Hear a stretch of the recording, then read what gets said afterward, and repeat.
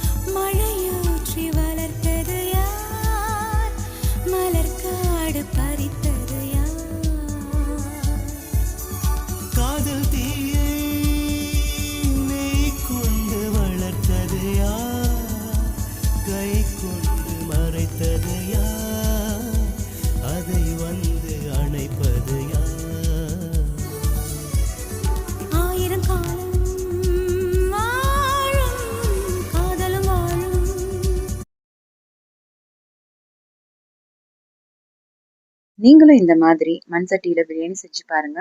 Taste வேற லெவல்ல இருக்குங்க. என் வீடியோ உங்களுக்கு பிடிச்சிருந்தா என் சேனலை சப்ஸ்கிரைப் பண்ணி ஃபாலோ பண்ணுங்க. Eat healthy, stay healthy. Tata, bye bye friends.